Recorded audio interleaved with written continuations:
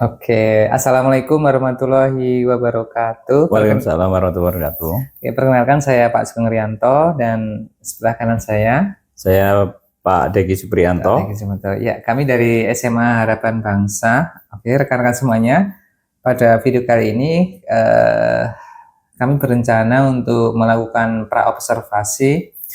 Tujuannya adalah untuk menerapkan ya kompetensi sosial emosional. Oke, gimana Pak Deki kabarnya, sehat? Alhamdulillah Pak Sugeng. Bagaimana kondisi dengan guru penggerak? Kapan lulus? Oke, insya Allah 1 bulan dari video ini kami akan melakukan panen raya. Nah. Amin amin. Segera setelah itu menjadi kepala sekolah, calon kepala sekolah. Amin amin. Tapi sekolahnya mana ya? Oke Pak Deki, mohon izin ya. Jadi saya mendapatkan tugas untuk melakukan observasi tentang kompetensi sosial Pak Deki. Jadi kita kan tahu ya bahwa siswa itu mungkin ketika datang ke sekolah atau habis pelajaran kan kadang butuh semacam refreshing ya. Nah, kalau Pak Deki sendiri, sepengetahuan Pak Deki, gimana sih posisi kita sebagai guru untuk menerapkan tadi kompetensi kita sosial emosional? Silakan Pak Deki. Ya, terima kasih Pak Sugeng atas kesempatannya. Rencana besok ya untuk kelas betul. Yang akan diobservasi adalah kelas 10 dan kebetulan jamnya adalah jam 1-2. Jadi kondisinya siswa masih fresh dari rumah. Yang menjadi perhatian utama mungkin jika siswa membawa dalam tanda kutip permasalahan atau hal-hal lain yang mereka bawa dari rumah. Itu tugas kita sebelum memulai pembelajaran, kita harus bisa menetralisir kondisi itu agar mereka secara mental emosional siap untuk menerima pembelajaran kita. Oke. Jadi Pak Deki udah inilah ya, sering melihat ya fenomena siswa kita ya, ketika masuk kelas mungkin wajahnya kurang ini ya, kurang ceria. Oke Pak Deki, nah besok tujuan pembelajarannya apa Pak Deki, untuk materinya apa dan tujuan pembelajarannya? Oke, tujuan pembelajarannya besok mata pelajarannya untuk IGCSE kelas 10 itu tentang accounting equation atau translasinya itu persamaan dasar akuntansi, dan mereka akan melanjutkan dengan mempersiapkan laporan keuangan yang simple. Jadi simple financial statement. Lebih spesifiknya itu mereka akan menyiapkan yang namanya balance sheet. Kalau kita translate menjadi neraca atau laporan posisi keuangan perusahaan. Oke. Nah, jadi rencananya itu ya untuk accounting atau akuntansi. Kira-kira kan tujuan. Nah, planningnya nanti skenario-nya seperti apa untuk pengkondisian kelasnya misalkan? Ada 3 hal besar ya dalam setiap pembelajaran yang kita lakukan. Yang pertama adalah pembukaan, yang kedua aktivitas inti, yang ketiga adalah penutup. Untuk kegiatan pembukaan, nah ini yang tema sedang kita bicarakan, kesadaran emosional ya. Berarti nanti saya ingin memastikan bahwa siswa siap dengan pembelajaran yang akan kita lakukan. Biasanya ketika di bagian pembukaan ini, yang saya sering lakukan ya selain melakukan apersepsi juga menyiapkan kondisi mental emosional mereka. Biasanya saya mengetes konsentrasi mereka ya, apakah mereka sudah sepenuhnya berada di dalam kelas atau mereka secara fisik sudah di kelas tetapi secara emosional atau pikirannya di luar kelas. Nah, itu tugas kita untuk mengecek kondisi mereka. Biasanya saya kasih ice breaking atau games yang simple tapi bisa mengetes misalkan konsentrasi mereka, apakah mereka sudah sepenuhnya berada di kelas dan siap dengan pembelajaran yang akan dilakukan. Terus kegiatan inti ya, kita menerapkan yang namanya student center ya, berarti nanti biasanya saya akan memberikan introduction tentang materi, ada review beberapa materi yang sebelumnya sudah pernah kita bahas di kelas itu tentang persamaan dasar akuntansi, dan akan dilanjutkan dengan materi selanjutnya yaitu menyiapkan laporan keuangan yang simpel dari persamaan dasar akuntansi yang telah mereka dan sedang mereka dan akan mereka pelajari lagi. Kemudian ya intinya setelah itu nanti akan ada diskusi ya tiap kelompok. Saya bagi karena jumlah siswanya tidak terlalu banyak, saya bagi 5 kelompok. Nah, biasanya saya suka menamakan dengan nama-nama tokoh ekonomi gitu ya. Diskusi kelompok, dilanjutkan presentasi. Nah, setelah itu biasanya penutup ya seperti biasa memberikan kesimpulan, kemudian secara general apakah mereka menyerap materi pembelajaran di hari itu. Nah, ketika tadi kan kalau nggak salah berorientasi bagaimana siswa itu mengaktualisasikan kemampuannya ya. Betul. Belajar sama. Nah, kira-kira pembagian kelompoknya itu rencananya gimana Pak Diki untuk kelas tersebut? Oke, jadi karena ini bukan pertemuan pertama kali bagi kelas ini, sebelumnya kita sudah melakukan yang namanya tes assessment lah. Assessment terhadap gaya belajar mereka, dan kita juga sudah mempunyai data tentang hasil belajar mereka sebelumnya, sehingga kita punya 3 kategori siswa biasanya. Yang paling biasanya dibagi menjadi 3 ya, 30% yang top performer, kemudian sekitar mungkin 40%-an itu middle gitu ya, antara tidak terlalu bagus, tidak terlalu jelek.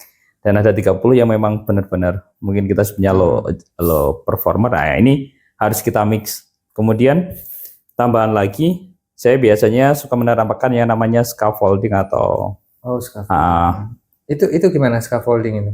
Scaffolding itu kan nama lain dari peer-to-peer tutor gitu ya. Jadi tutor teman sebaya. Ada yang menyebutnya sebagai scaffolding. Intinya anak-anak yang high performer itu akan menjadi tutor bagi teman-temannya. Ya otomatis ini tidak menghilangkan tugas guru ya untuk tetap membantu mereka, tetapi kita coba berikan kesempatan ke anak-anak yang high performer ini agar mereka bisa berbagi dengan teman-temannya yang yang kurang bisa. Ya. Betul. Karena biasanya kadang-kadang mereka bisa menggunakan bahasa dalam tanda kutip yang bisa mereka pahami ya. Kadang mereka ada anak-anak yang lebih mudah kalau temannya yang menjelaskan dibandingkan gurunya. Itu.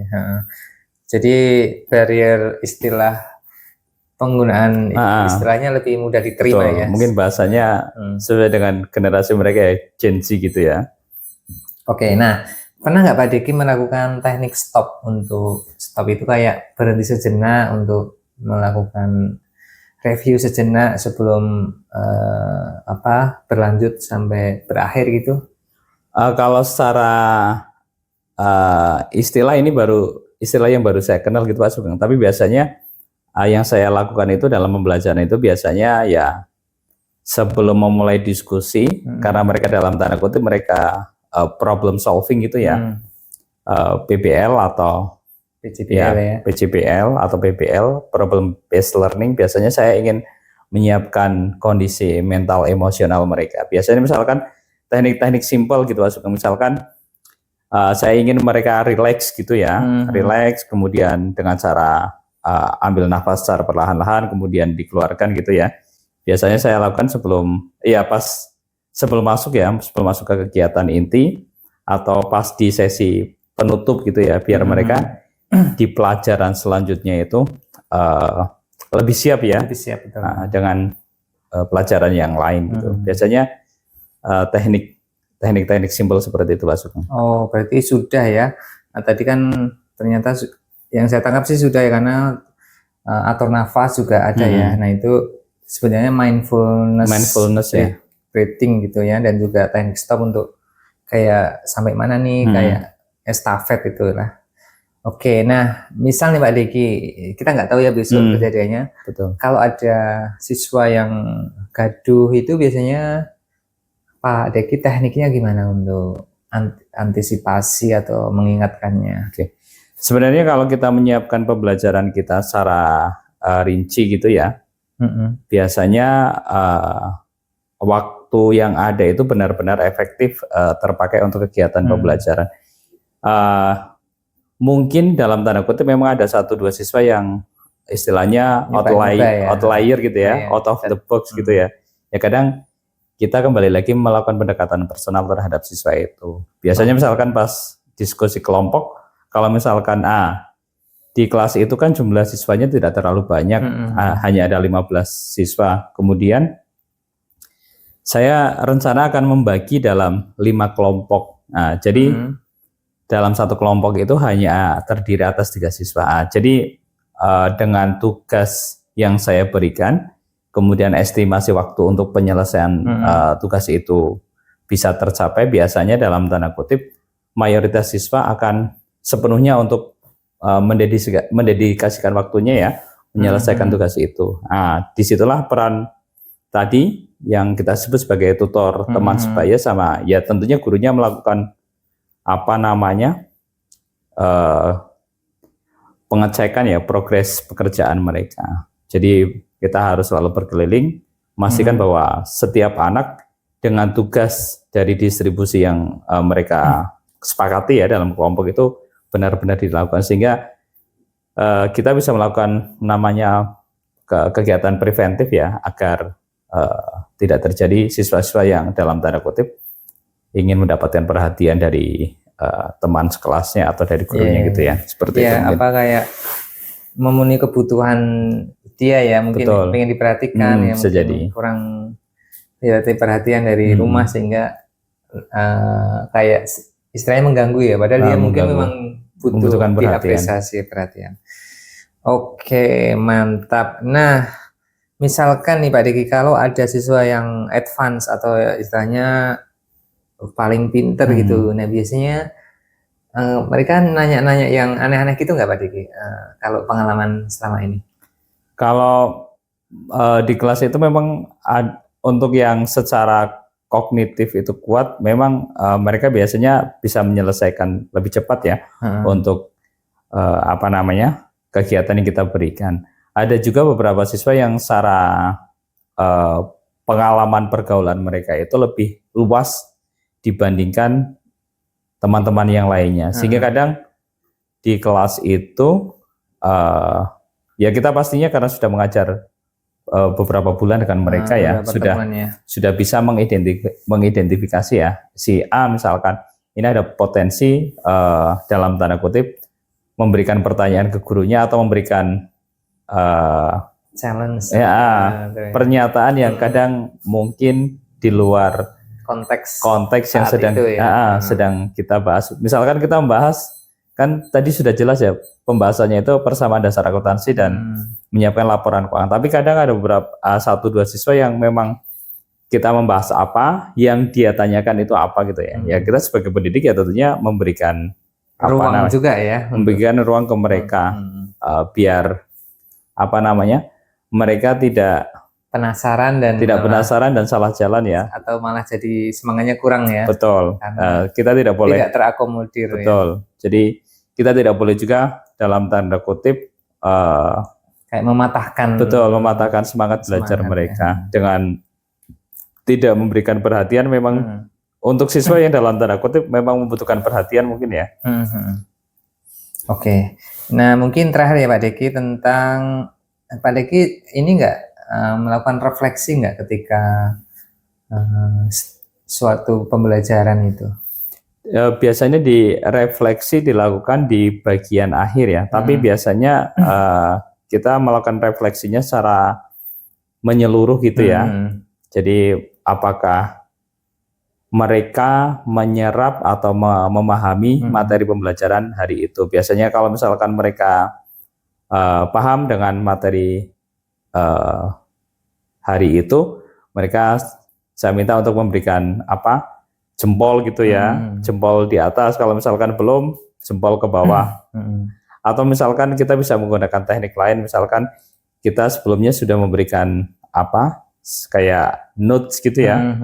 Jadi nanti mereka bisa sticky note, nanti bisa menuliskan mana nih yang belum dipahami, sehingga itu akan menjadi PR buat saya yang harapannya bisa kita solve untuk pertemuan yang selanjutnya. Jadi setiap anak harapannya bisa mencapai target pembelajaran atau tujuan pembelajaran yang sudah kita setting dari awal. Oke.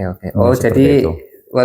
jadi tidak hanya materi saja yang refleksi ya, tapi juga kita memberikan ruang ke mereka untuk menyampaikan kesukaan, ya, perasaan. Gitu ya. Biasanya di bagian akhir ya, benar Pak Sugeng. Jadi apa namanya?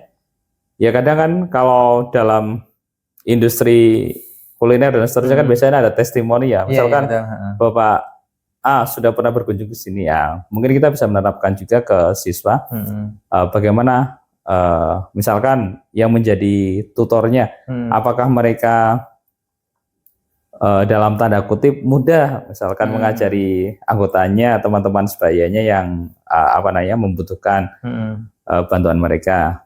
Biasanya lebih ke testimoni, atau misalkan apa nih yang sudah kalian pelajari hari ini, atau bagaimana perasaan kalian setelah belajar ini. Yang bagus itu ya memang kembali lagi ya, mereka belajar tetapi seperti tidak belajar ya. Jadi tiba-tiba kayak waktunya ini betul. Ya, jadi karena enjoy ya. Kembali lagi ke konsep taman siswa ya, yang dicetuskan oleh Ki Hajar Dewantara ya. Iya, betul. Jadi mereka seolah-olah melakukan itu ya seperti bermain-main. Betul. Ya, tapi memang bagaimana caranya kita membuat sesuatu yang rumit itu menjadi simpel gitulah ya. Jadi mereka belajar itu menikmati dengan cara berinteraksi dengan teman-temannya. Kemudian problem solvingnya itu ya untuk menghindari biar mereka stres gitu ya. Ya kita hadir untuk mereka kalau misalkan mereka bertanya. Teman-temannya yang menjadi tutor itu juga siap membantu bagi mereka. Jadi istilahnya kayak diberi tanggung jawab juga. Betul, ya, diberi tanggung jawab juga. Jadi mereka tambah percaya diri, ada tanggung jawab yang mereka harus selesaikan, tapi di satu sisi kita siap hadir untuk membantu mereka kalau misalkan diperlukan. Seperti itu. Oke Pak Deki. Jadi yang saya tangkap sih Pak Deki cukup pengalaman ya menerapkan kompetensi sosial emosional. Nah, besok saya izin untuk ke kelas Pak Deki ya untuk melakukan perekaman. Yang kami lihat sih bukan kontennya ya, tapi penerapan sosial emosional ke siswa kita. Nah, mudah-mudahan nanti ini menginspirasi ke rekan-rekan yang lain ya untuk bagaimana sih penerapannya di di kelas ya, secara handle tadi. Terus mungkin 2 periode ya Pak Diki. Iya, 2 periode. Oke, ya. Ada taman Pak Diki untuk catatan supaya KSE ini bisa diterapkan ke rekan-rekan yang lain mungkin. Pada intinya kan ada 4 kompetensi guru ya yang harus dimiliki. Salah satunya ya kompetensi sosial ya. Jadi secara tidak langsung sebenarnya ya setiap guru itu pasti punya kompetensi itu, kompetensi sosial. Sehingga ketika mereka masuk ke dalam kelas, baik secara langsung atau tersurat maupun tersirat, pasti mereka akan menerapkan ini ya. Dan di sini kan Pak Sugeng lebih spesifik lagi menekankan adanya sosial emosional ya. Jadi mungkin saya coba untuk ini ya lebih dalam tanda kutip menonjolkannya lagi ya untuk bagian itu sosial, betul, sosial emosionalnya itu. Dan mungkin ya harapannya karena ini dalam tanda kutip ada penekanan gitu ya, ada bold gitu ya di situ. Kita mungkin sebagai pendidik juga bisa lebih memperhatikan lagi ya. Jadi tidak hanya kejar tayang atau target kurikulum, tapi kadang kita mengabaikan kondisi mental emosional mereka. Jadi memang apapun target kurikulum ya, tapi tetap keberpihakan pada murid itu lebih penting ya, karena dengan demikian kan kalau anak itu semangat, mungkin dia bisa lebih menggali lagi ya ilmu tadi. Mungkin itu dulu ya Pak Diki. Besok izin masuk ke kelas Pak Diki ya. Silakan Mas Sugeng. Saya juga mengharapkan sharing dari Pak Sugeng ya tentang berbagai hal seperti yang sekarang akan kita lakukan itu, yaitu tentang kesadaran KSE, sosial ya. emosional. Itu mungkin secara istilah mungkin agak baru bagi kita, mungkin Iya. ya, Tapi kalau dilihat Pak Deki tadi kan sebenarnya udah menerapkan ya, hanya mungkin terminologi istilahnya ya yang mungkin perlu kita lebih familiar lagi. familiar lagi. Oke. Oke, demikian teman-teman. Terima kasih Pak Deki atas waktunya. Terima kasih Pak Sugeng Kita sudah ketemu besok ya di kelas. terima kasih. Assalamualaikum warahmatullahi wabarakatuh. Waalaikumsalam warahmatullahi wabarakatuh. Terima kasih.